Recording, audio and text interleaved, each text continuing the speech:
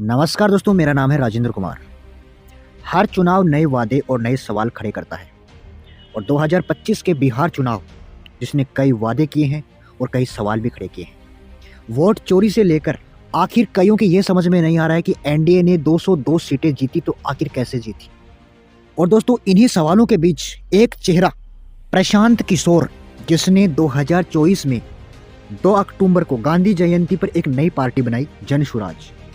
आपको बता दूं कि ये बंदा पहले भारत में जितनी भी पार्टियां हैं, चाहे वो बीजेपी हो, कांग्रेस हो या क्षेत्रीय जितनी भी पार्टी है, ममता बनर्जी की, नीतीश कुमार की, लालू यादव की, तमिलनाडु सरकार की स्टालिन की पार्टी, इसके अलावा और भी पार्टियां हैं, हर पार्टी के लिए ये बंदा एडवाइजरी का काम कर चुका है।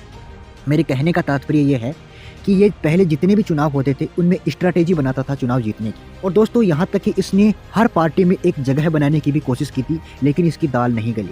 तो ये बिहार में 2024 में जन स्वराज नाम से एक नई पार्टी बनाता है जो सभी पार्टियों से अलग थी। और यही नहीं, इस बंदे ने बिहार चुनाव से पहले ये भी कहा था कि मेरी पार्टी या तो 10 से कम सीटें जीतेगी या फिर 150 पार जाएगी। एक बात सोचिए, जो बंदा किसी पार्टी का ना हो सका, वो बंदा जनता का विश्वास जीतने चला था। लेकिन चुनाव जीतने के बाद हुआ ये कि इसकी पार्टी ने एक भी सीट नहीं जीती। और इसने जाते जाते जनता से एक वादा किया था कि अगर नीतीश कुमार की पार्टी जेडीयू ने 25 सीट भी जीत ली तो मैं राजनीति छोड़ दूंगा। लेकिन दोस्तों, जैसे ही बिहार के नतीजे आए, ये बंदा अपने वादे से मुकर गया। लेकिन दोस्तों, इसकी एक बात जो इसने हारने के बाद मीडिया में आकर अपनी हार को स्वीकार किया है और नीतीश कुमार को एक चुनौती दी है कि अगर नीतीश कुमार की गठबंधन की एनडीए पार्टी आने वाले 6 महीनों में बिहार की 1.21 करोड़ महिलाओं के खाते में 2-2 लाख रुपए ट्रांसफर कर देगी, तभी मैं राजनीति छोड़ दूंगा।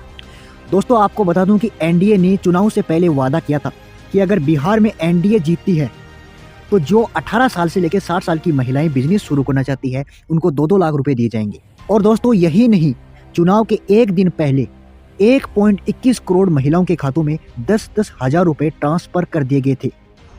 और इस स्कीम के रिजल्ट देखिए, जहां 2020 में 60% महिलाओं ने लगभग वोट किया था, 2025 में 71% महिलाओं ने वोट किया और एनडीए ने 243 में से 202 सीटें अकेले ही जीत लिया। बेचारे महागठबंधन को तो सिर्फ 35 सीटों पर ही सिमट दिया।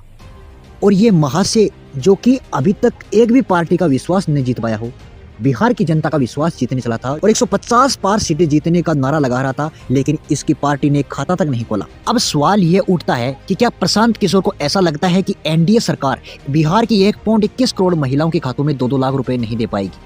क्योंकि दोस्तों, एनडीए तो जीत चुकी है और इन्होंने वादा भी किया था 2-2 लाख रुपए देने का।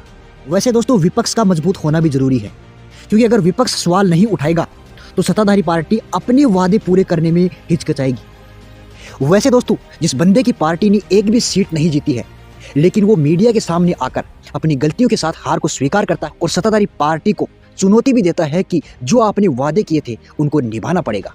दोस्तों, ये सही है या फिर गलत है? और क्या एनडीए सरकार बिहार की 1.21 करोड़ महिलाओं के खाते में 2-2 लाख रुपए पहुंचाएगी और अन्य वादे भी पूरा कर पाएगी या नहीं? कमेंट में अपने विचार रखना। और दोस्तों, अगर वीडियो अच्छा लगे तो लाइक कर देना और इसी तरह की इन्फॉर्मेशन प्राप्त करने के लिए चैनल को सब्सक्राइब करके बेल आइकन के बटन को दबा दीजिए। जय हिंद, जय भारत। मिलते हैं अगले वीडियो में।